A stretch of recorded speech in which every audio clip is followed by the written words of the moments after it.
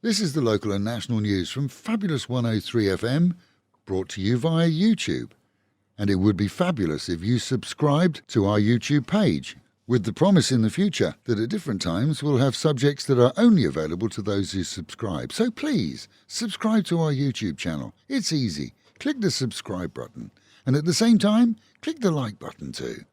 2 F16 Thai Airforce jets were put into the air yesterday, with orders to escort a Burmese Air Force plane that had strayed into Thai airspace during an airstrike within Burma on anti-government rebels. Locals spotted the foreign plane with its distinct markings and had called emergency services. The Air Force had, of course, been monitoring the plane and already dispatched the jet pair. Thai schools along the border dispatched children to bomb shelters, but reality is that no bombing occurred inside the Thai side of the border. The Royal Thai Police has been ordered to compensate a man who's been deemed to have been tortured back in 2009. A South Bangkok court ordered the force to pay the man 3.33 million baht plus interest, as it found that following his arrest in Prachinburi 13 years ago, he had had a plastic bag placed over his head in an attempt to extract a confession, only later to find that they'd arrested the wrong man.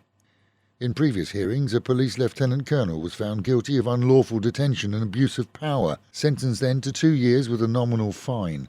The current case, filed by the abused man, has been pending for 5 years before yesterday's decision. Proposals will be set before the Thai government for approval of 5 legal casinos within the nation. This follows a House Committee review of plans to allow for the first time legal gambling in Thailand.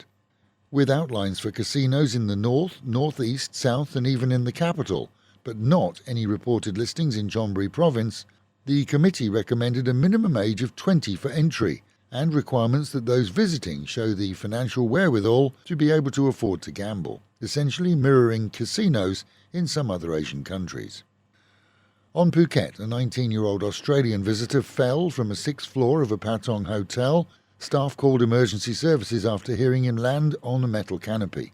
He was removed to a local hospital where it was deemed that he was dead and his embassy informed, with an autopsy expected to reveal if he was under any influence at the time of falling.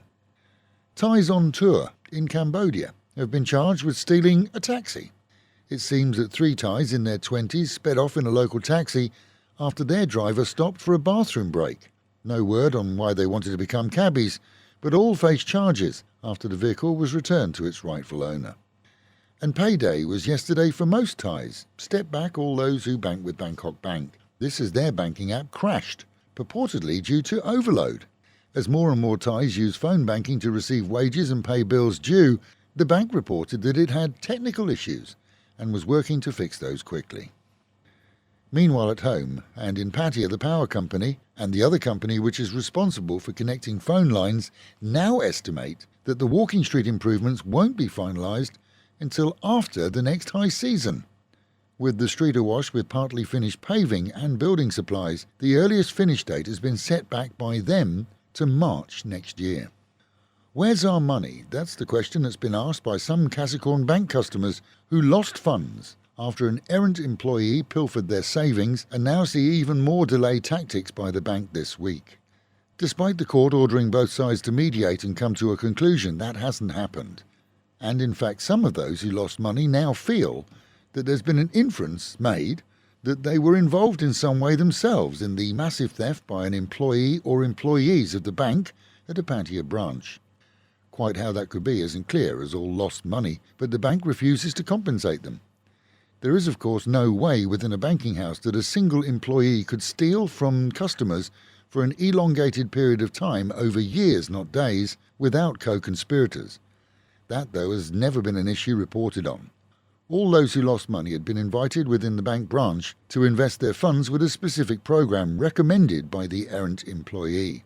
Instead of paying their money into their accounts, though, he kept it for himself. Some have received compensation, which confirms that the man was carrying out illegal activities. The ex-employee is being held in jail and conducting his case via a video link in a separate court. And with the Met Office promising highs today of 31 degrees, dropping down to 27, and the continued chance of storms throughout today and the weekend. Local and national news today from Fabulous 103 FM and Fabulous Pattaya Media Group. And to get a notification every time we release another bulletin or programme, Like and subscribe to our channel, Fabulous Pattaya Media Group, by using the link below.